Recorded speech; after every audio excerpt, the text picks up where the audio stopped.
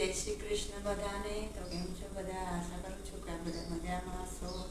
તો જો આજે મસાલાવાળો રોટલો બનાવવો છે, તેના માટે આપણે તાવડી તપવા મૂકી દીધી છે ગેસ ઉપર, અને બાજરાનો લોટ પણ લઈ લીધો છે, અને આમાં લીલા મસાલા બધા એડ કરી દઈએ.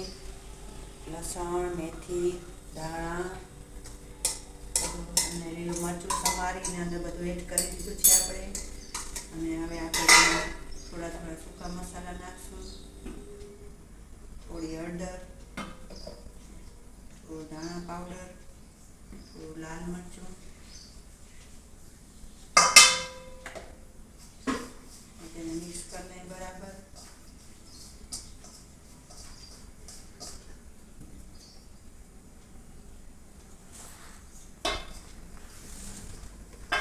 પાણી નાખી અને તેને બરાબર મસળી લઈએ.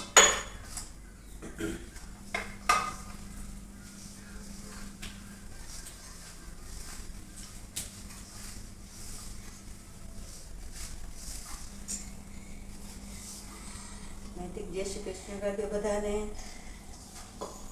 સવારના જય શ્રી કૃષ્ણ. એમના કર ચાટું લાગી જશે.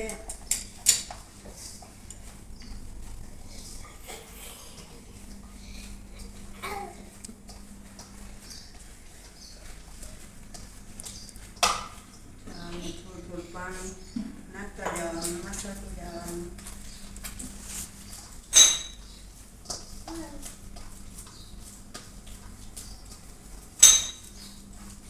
પાણી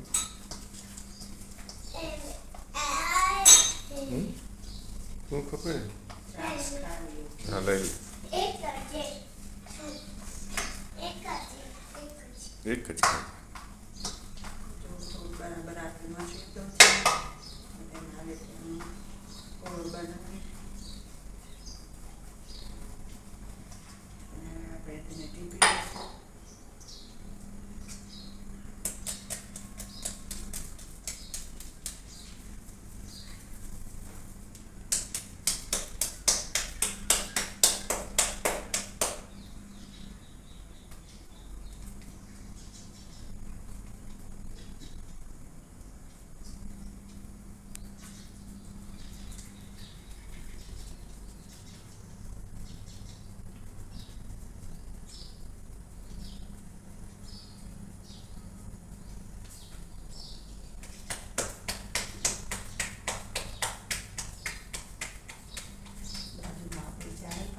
છે.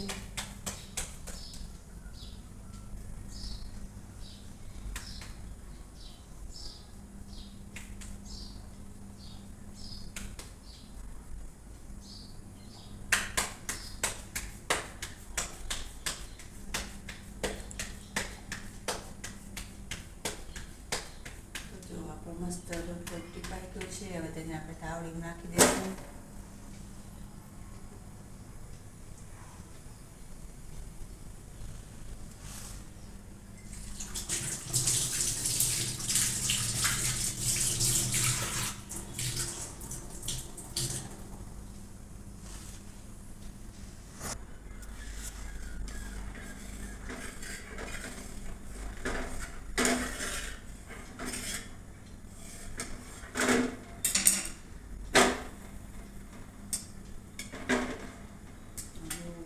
આપણે થોડોક પકાવી લીધો છે અને ઉથલાવી લીધો છે, અને આ બાજુ પાકી જાય એટલે પાછું ફરીથી આપણે આ સાઈડ પકાવીશું.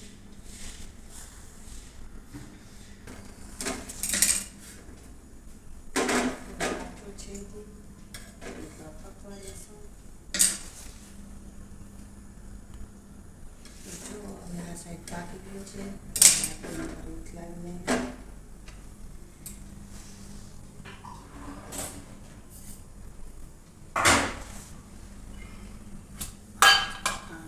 છે તો નાખી જરા.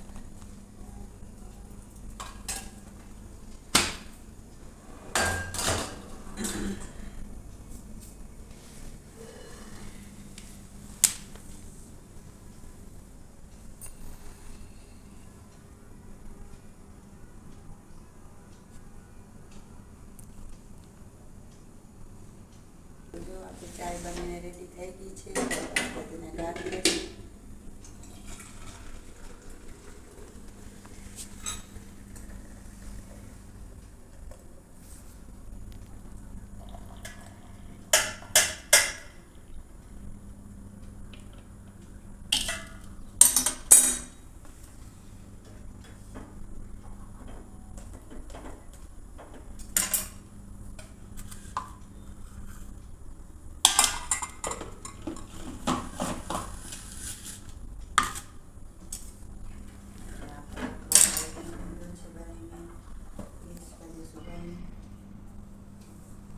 તો કેવો લાગ્યો મારો મસાલાવાળો બાજરીનો રોટલો.